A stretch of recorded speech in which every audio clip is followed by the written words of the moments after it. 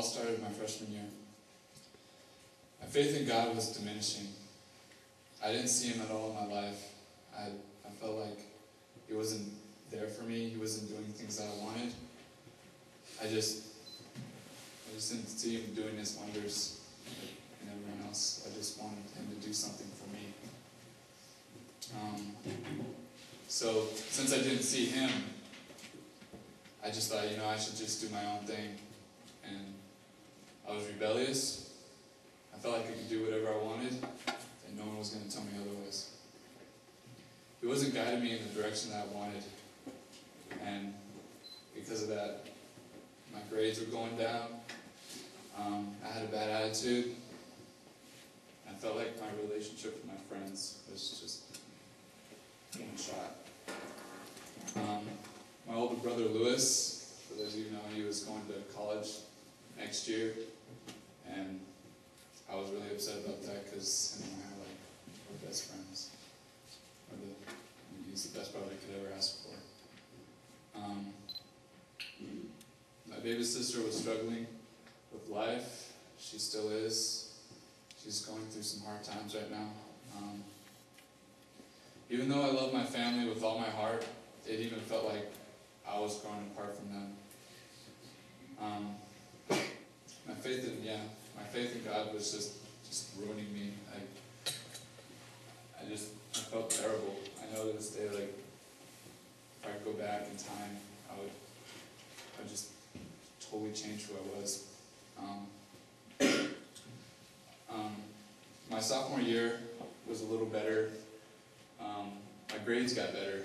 I told myself, okay, I'm going to focus on work, maybe help get my relationship with my friends to improve. But it didn't. It wasn't much better.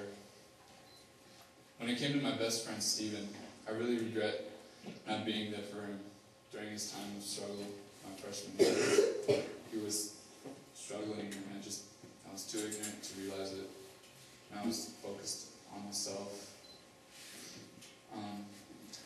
I believe that my 8th grade year was when God was trying to reach out to me and open my eyes to His glory. I remember I was at my house, in my living room, just reading and sitting around doing whatever you do when you're bored. And my dad was at work. My brother, my sister, and my mom were down in California to visit my brother's family, because my brother and I were half brothers. So, yeah, they went to go visit them. So I had some peace and quiet for a while. The phone rang. I ran to the kitchen to go see who it was. I answered the phone. I checked the caller ID. It was my dad. He was calling from work. And I answered the phone and I said, "Hey Dad, what's up? What's going on?" He said in a very soft and quiet voice, "Hey Lance, I have something important to tell you." I knew something terrible happened at that because he just didn't sound right at all. He said, "It's your brother. He's been in a terrible car accident." And at that point, I was like, "Oh my God, is Lewis all right? Is he dead? Will he ever be the same again?"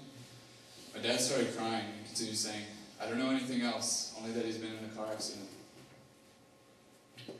"I'll call you later," he said, and he hung up. I was all alone in my house, and my emotions just came over me. And I just fell to the floor crying my eyes out, because I was afraid I was going to lose my brother. I found out later that my brother was riding in the passenger seat of his dad's brand new Honda Civic, and they were at a red light, and the light turned green. They went through the intersection, they were halfway through, and a big white Suburban flying at 65 hit my brother on the passenger side.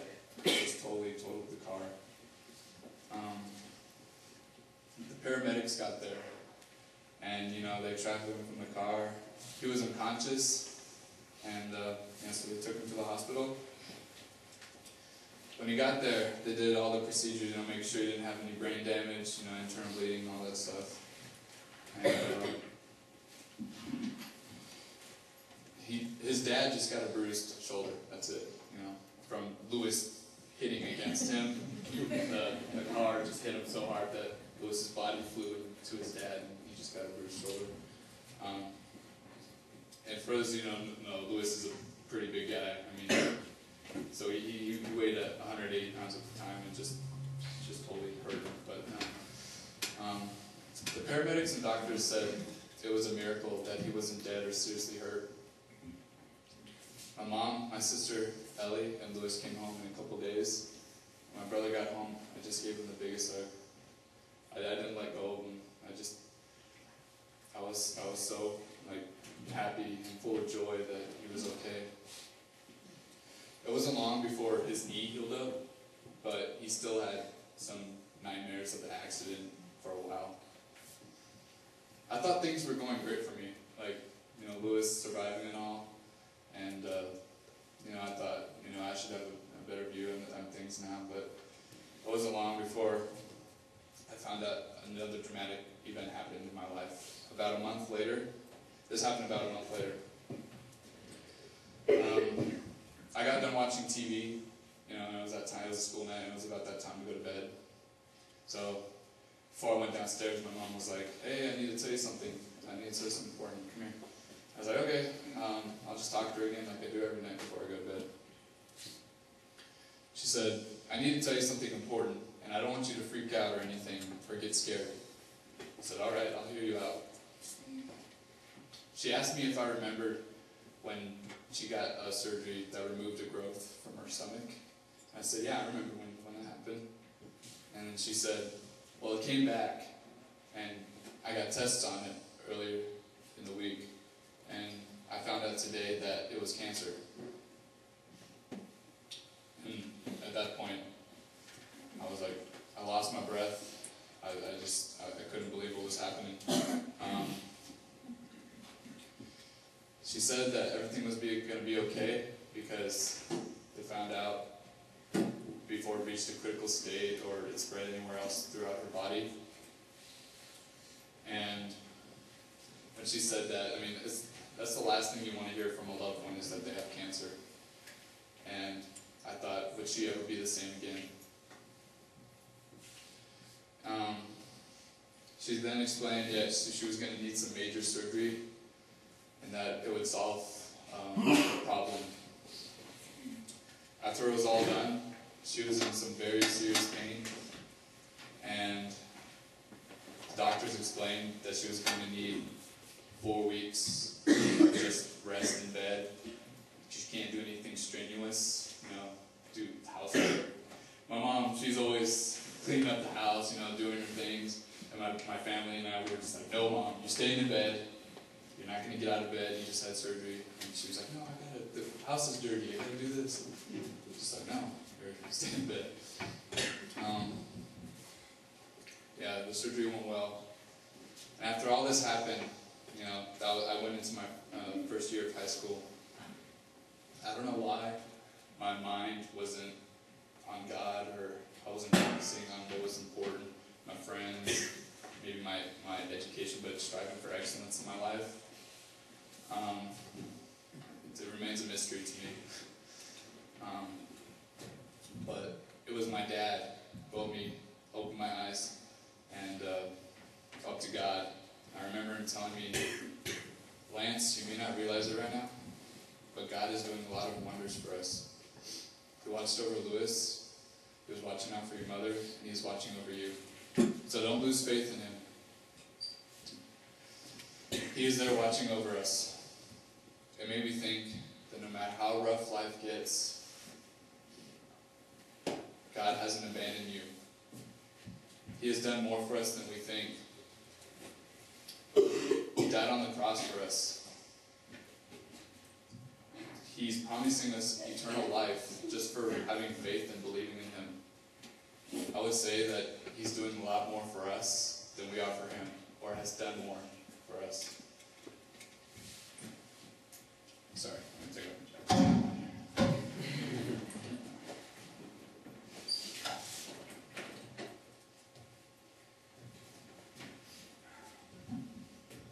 Now this brings me to Peter. He also struggled with this life. He had a little bit of ups and downs with his relationship with God, his faith maybe. But I'm kind of glad that there are people like him in the Bible to remind us that we are not alone. Peter was just a normal guy, living life, doing his own thing. One day, Peter, James, and John were all fishing, and Jesus came up to them, telling them to put their fish nets in the water. But Peter explained to him that they had been fishing all night and didn't catch a single thing. But I'll do what you say. I'll do what you ask, and we'll see what happens. So they threw their nets in the water, and when they did, they caught a whole mass of fish, so many that their nets were breaking. And this brings me to the verse in Luke. So they pulled their boats up upon shore, left everything, and followed him. So right then and there, Peter was a believer and a follower of Jesus.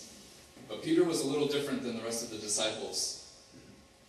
He liked to give his own ideas and do his own thing, and and not let Jesus take over and just listen to him and follow what Jesus wants them to do. He's the guy in the group that sometimes can't keep his mouth shut, or just follow what everyone else is doing. So he kind of sticks out. Like here in Matthew 17. There he was, transfigured before them. His face shone like the sun, and his clothes became as white as the light. Just then there appeared before them Moses and Elijah, talking with Jesus. Peter said to Jesus, "Lord, it is good for us to be here. If you wish, I will put up 3 shelters, one for you, one for Moses, and one for Elijah." While he was still speaking, a bright cloud covered them, and a voice from the cloud said, "This is my son, whom I love. With him I am well pleased. Listen to him." When the disciples heard this, they fell face down to the ground, terrified. But Jesus came and touched them. "Get up," he said. "Don't be afraid." When they looked up, they saw no one except Jesus. So, pretty much, while Jesus is speaking or talking to Elijah and Moses, Peter just all of a sudden comes in, busts forward, and says, and just starts talking, interrupting Jesus. And God has to come in and say, "Peter, shut up. Listen to him." Trust in him. And another time, Peter couldn't hold himself back, and he did something totally unnecessary here in John chapter 10. Then Simon Peter, who had a sword, drew it and struck the high priest's servant, cutting off his right ear. Jesus commanded Peter, "Put your sword away. Shall I not drink the cup the Father has given me?" Instead of Peter trusting in Jesus and letting him run the show, he burst forward, trying to protect his master or his father. He didn't understand that Jesus turning himself in was all part of the plan. But instead of just, letting Jesus do his own thing, he had to go and chop off some guy's ear.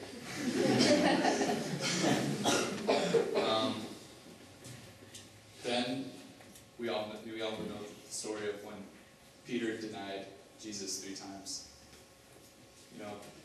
Jesus tells Peter, "Peter, you're going to deny me 3 times.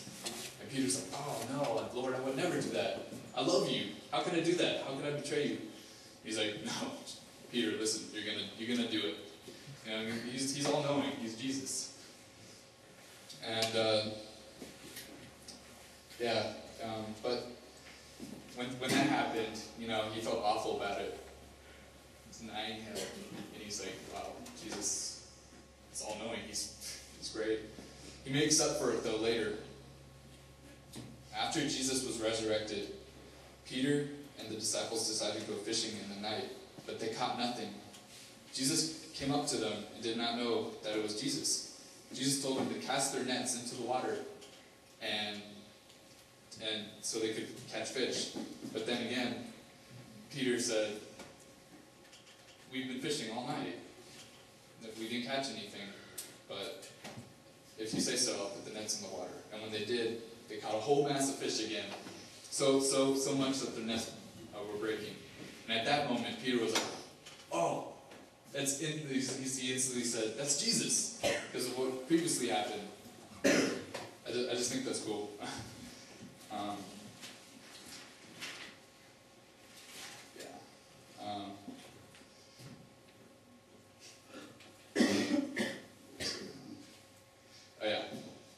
They started eating with Jesus, and after they were all done eating breakfast, Jesus came up to Peter, and said, "Do you love me?" And Peter says, "Yes, Lord, you know I love you." And he asked him 2 more times, and each single time Peter said, "Yes, Lord, you know I love you." And to me, I just think that's a great way for him to make it up. And I think Jesus knew or wanted him. He knew he was going to make up for it, but I think he just wanted Peter to feel redeemed, feel better about himself. I mean, I just think it's amazing how he denied Jesus 3 times, but yet Jesus was willing to come back to him and ask him, "Do you love me?" And he got to say, "I love you" 3 times.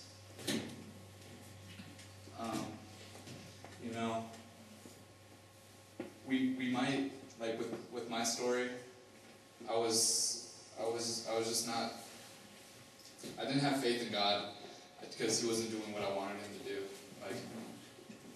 He wasn't doing things in my life, and to me, I think, he comes back to us no matter what we do in our lives, no matter what hardships or bad things you want to say you do. He'll always come back to you and just say, "Do you love me?" But Peter writes later at the end of his life about what my worship is focused on. "In all this you greatly rejoice, though now for a little while you may have had to suffer grief and all kinds of trials. These have come so that the proven genuineness of your faith, of greater worth than gold, which perishes even though are refined by fire, may result in praise, glory, and honor when Jesus Christ is revealed. Though you have not seen him, you love him. And even though you do not see him now, you believe in him, and are filled with an inexpressible and glorious joy. For you are receiving the end result of your faith, the salvation of your souls. We may face, or have already faced, great trials in our lives, no matter what it is. It can be little, big, small. You think it's the biggest thing in the world if you stub your toe, whatever. But we may deny him, but he is always there for us, and he's not going to abandon us. We can love and believe in him. If we have faith in him and let our lives rest in his hands, we will receive the goal of our faith, the salvation of our souls. Maybe you've denied him like Peter, but Jesus will always come back asking you, "Do you love me?" This experience can be yours, and if you receive it, you'll never be the same.